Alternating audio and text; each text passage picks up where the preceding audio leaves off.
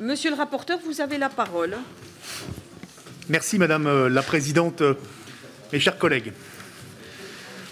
Je souhaiterais commencer cette intervention en vous livrant le témoignage de Pauline Oustric, jeune chercheuse. Seul monsieur le rapporteur a la parole.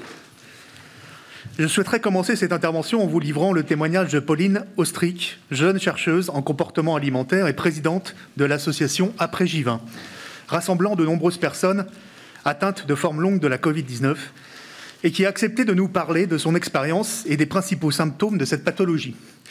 Je ne peux plus vivre une journée normalement. On m'a diagnostiqué il y a quelques mois une dysautonomie, une dérégulation du système nerveux. J'ai encore des problèmes pour digérer, des malaises post-effort, de la tachycardie au repos, ce qui est quand même préoccupant à 27 ans. Ces symptômes durent depuis 10 mois, car j'ai contracté la Covid-19 fin mars, sans besoin d'hospitalisation. Je ne peux plus aujourd'hui vivre comme avant, où je travaille et fais des choses normales à la maison. C'est une autre vie. La vie de Pauline, comme celle de tant d'autres, a ainsi été chamboulée depuis qu'elle souffre d'une forme de Covid long. Pathologie reconnue en août par l'Organisation mondiale de la santé, qui y consacrait hier un séminaire. Ce Covid long est caractérisé par des symptômes persistants plusieurs semaines, voire plusieurs mois après la contraction de la maladie. Parmi les si nombreuses victimes de la Covid-19, celles qui ont été hospitalisées, celles pour qui il a été nécessaire de recourir à des soins de réanimation et celles qui sont malheureusement décédées des suites de la maladie, s'ajoutent d'autres victimes, moins connues et pas toujours identifiées, pour lesquelles pourtant le quotidien a été bouleversé depuis l'infection au virus de la Covid-19. Les séquelles de la Covid-19, polymorphes et marquées par différents degrés de gravité, relèvent de 3 catégories principales qu'il s'agit ici de rappeler. De nombreux patients dont l'état a nécessité des soins à l'hôpital et souvent en service de réanimation sont d'abord atteints de séquelles importantes, résultant de formes graves de la maladie et du mode de prise en charge particulièrement lourd associé. Les personnes concernées souffrent le plus couramment de séquelles lourdes, notamment respiratoires et cardiaques, comme les fibroses pulmonaires, d'insuffisance rénale aiguë, de troubles musculo-squelettiques très invalidants et d'atteintes au système nerveux central. Un deuxième type de séquelles de la Covid-19 touche des personnes ayant contracté des formes relativement légères, sans besoin d'hospitalisation.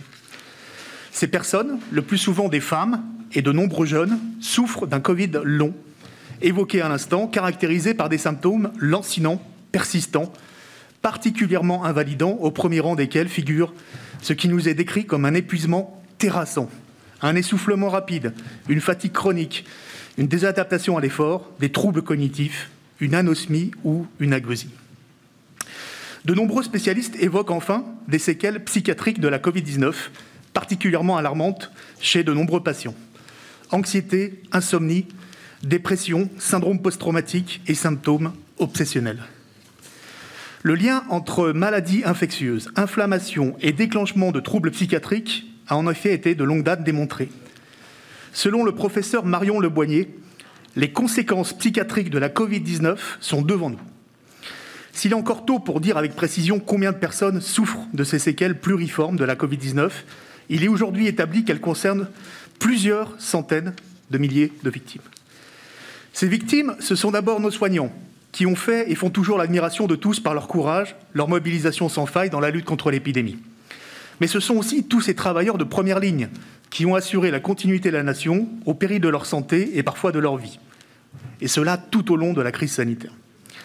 Ce sont enfin toutes ces personnes que nous appelons victimes environnementales ou collatérales, qui ont été contaminées par leurs proches, qui avaient eux-mêmes souvent contracté la maladie dans l'exercice de leur profession. Ces personnes, nous les avons applaudies tous les soirs pendant de longues semaines pour témoigner notre reconnaissance. La nation tout entière a reconnu leur courage et leur dévouement. Nous leur avons promis notre gratitude et notre soutien. Et pourtant, ces engagements n'ont pas été tenus par le gouvernement. Le dispositif de réparation des préjudices subis par les victimes de la Covid-19, prévu par le décret du 14 septembre 2020, est loin d'être à la hauteur des enjeux. Particulièrement insuffisant, il fait l'objet d'un rejet unanime de la part des associations de victimes et de l'ensemble des organisations syndicales salariées. Pour les soignants d'abord, contrairement à ce qui avait été annoncé à de multiples reprises par le gouvernement, y compris dans cette Assemblée, la reconnaissance de la Covid-19 au titre de la maladie professionnelle n'est ni automatique ni systématique. Pour recevoir une indemnisation, les soignants et assimilés doivent en effet être atteints d'infections respiratoires aiguës et avoir eu recours à une oxygénothérapie. critère particulièrement restrictif et peu pertinent, dans la mesure où, comme on l'a vu, les séquelles cardiaques, neurologiques ou cérébrales de la Covid-19 touchent de nombreux patients atteints au départ de formes peu graves de la maladie. Pour les autres travailleurs et les personnes dont la pathologie ne correspond pas aux critères très stricts à l'instant énoncés, la reconnaissance de la Covid-19 en maladie professionnelle relève d'un véritable parcours du combattant. Fin janvier, les organisations syndicales faisaient ainsi état de seulement 100 reconnaissances au titre du nouveau tableau 100 des maladies professionnelles et 15 reconnaissances au titre de la procédure complémentaire. Ces victimes sont en effet tenues de prouver l'existence d'un lien direct et essentiel entre leur travail et la contamination par le virus, lien particulièrement difficile à établir dans le cadre d'une épidémie comme celle que nous connaissons. L'existence d'un système à deux vitesses fait par ailleurs l'objet d'une vive incompréhension de la part des victimes.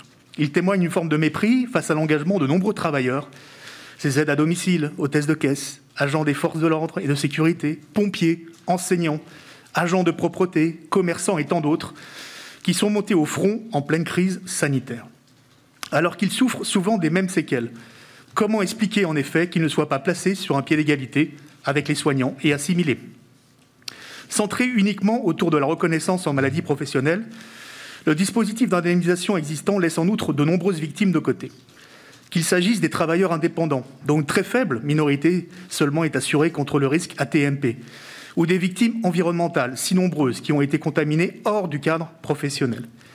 Il laisse de côté les bénévoles, venus prêter main forte dans les associations de solidarité, les retraités, qui représentent 90% des personnes décédées, plus de 65 ans, et les résidents en EHPAD, qui ont payé le plus fort tribut à la crise, 30 000 décès sur les 80 000 à ce jour, ainsi que les proches des personnes décédées. L'indemnisation proposée aujourd'hui est enfin largement insuffisante. Uniquement forfaitaire, elle ne prend pas en compte les nombreux préjudices physiques, économiques et moraux dont souffrent les victimes. Mes chers collègues, nous devons agir face à la détresse de ces nombreuses personnes qui nous appellent, au-delà des discours, à passer aux actes. La réparation des nombreux préjudices subis par ces victimes est un devoir, et ce, à plusieurs titres. La responsabilité de l'État dans la situation de ces victimes est d'abord indéniable. Qu'il s'agisse de la question des masques, des lourdeurs dans le déploiement d'une véritable stratégie de dépistage ou du retard important dans la prise de mesures protectrices à l'égard de nos aînés dans les EHPAD, la réponse à la crise sanitaire par les pouvoirs publics s'est caractérisée par de nombreux errements et n'est pas étrangère à la propagation rapide et massive de l'épidémie. Notre but n'est pourtant pas ici d'établir une liste exhaustive de l'ensemble des manquements constatés dans la gestion de la crise sanitaire. Les commissions d'enquête parlementaires s'en sont chargées et ce travail est loin d'être achevé. Au-delà de la recherche des responsabilités, la mise en place d'un système ambitieux d'indemnisation des victimes de la Covid-19 relève avant tout de la solidarité nationale. Il s'agit d'abord de reconnaître l'engagement de tous ceux qui ont pris de nombreux risques pour assurer la prise en charge des malades et assurer la continuité de la nation.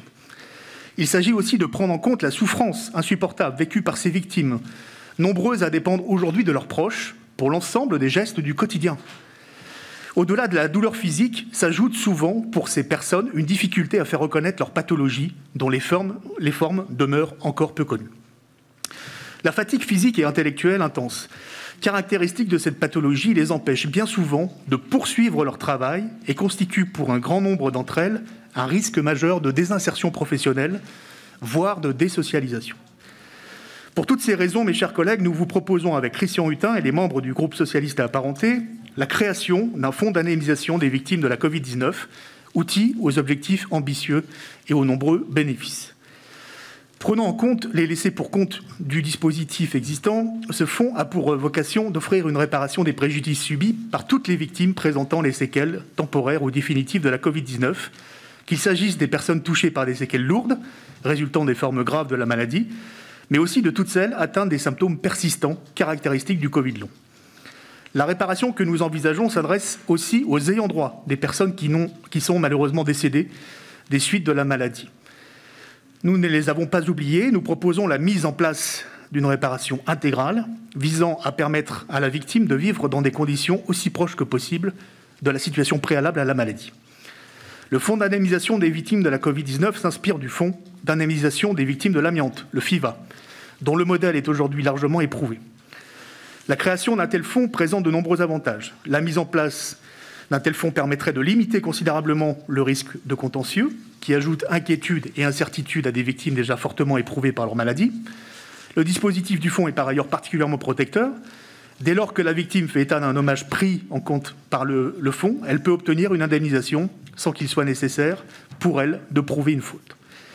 L'intérêt de la mise en place d'un fonds d'indemnisation réside aussi dans la rapidité et la simplicité de la procédure d'indemnisation. Le fonds assure en effet une indemnisation à titre principal sans que la victime n'ait à faire valoir son droit d'indemnisation par une action en responsabilité individuelle. Le fonds est par ailleurs tenu de proposer une proposition de réparation dans les 6 mois, suivant la réception de la demande. Le mode de financement du fonds que nous proposons nous paraît enfin particulièrement équilibré, principalement fondé sur une contribution de l'État et de la branche accident du travail et maladies professionnelles. Il fait participer les employeurs et l'État, qui agissent au nom de leurs responsabilités respectives et de la solidarité nationale. Voilà, mes chers collègues, les principales modalités du fonds d'indemnisation des victimes de la Covid-19 que nous appelons de nos vœux. Le principe de la création de ce fonds d'indemnisation recueille le soutien et suscite une grande attente de la part des organisations syndicales salariées et des associations de victimes que nous avons entendues.